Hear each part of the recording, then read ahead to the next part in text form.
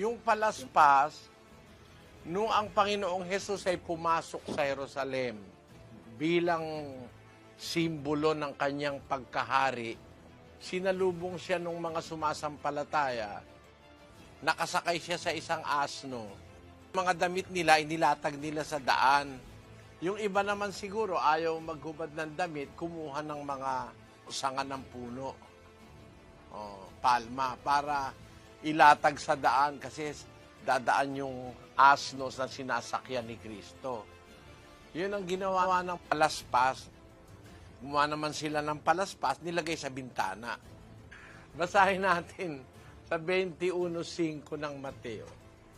Sabihin ninyo sa anak na babae ng Sion, narito, ang hari mo'y pumaparito sa iyo na maamo at nakasakay sa isang asno at sa isang batang asno na anak ng babaeng asno.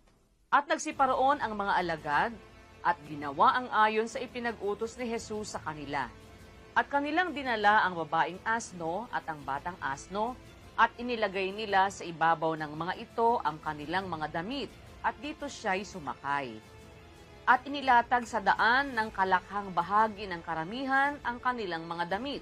Nilatag nila sa daan, samantalang nakasakay sa asno ang Panginoong Hesus. Ang karamihan inilatag sa daan yung kanilang mga damit, tuloy. At ang mga iba'y nagsiputol ng mga sanga ng mga punong kahoy at inilatag sa daan. Ayun, yung iba naman kumuha ng mga sanga ng punong kahoy, inilatag sa daan. At saka dumaan ang Panginoong Hesus. Tuloy natin.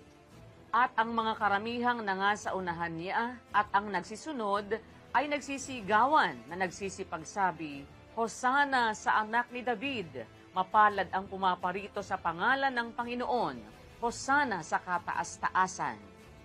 At nang pumasok si Jesus sa Jerusalem, ay nagkagulo ang buong bayan na nagsasabi, sino kaya ito?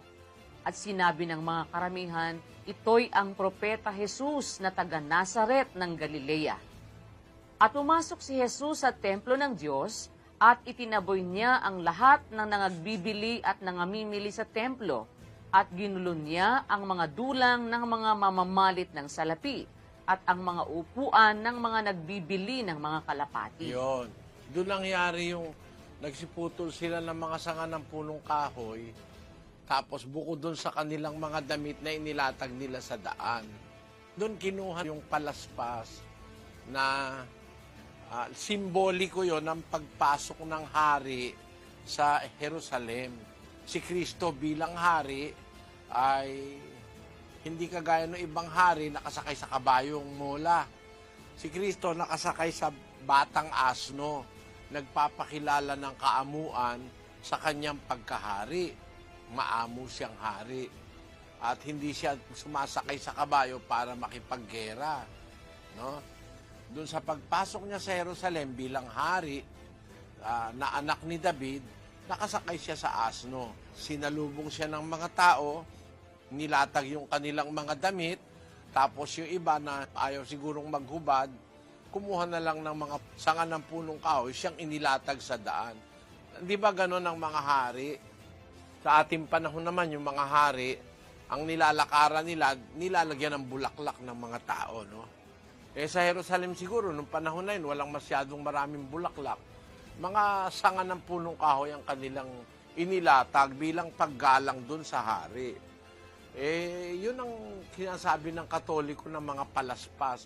Kaya lang, hindi nila sa daan inilagay, sa bahay nilagay. Nilagay sa may bintana.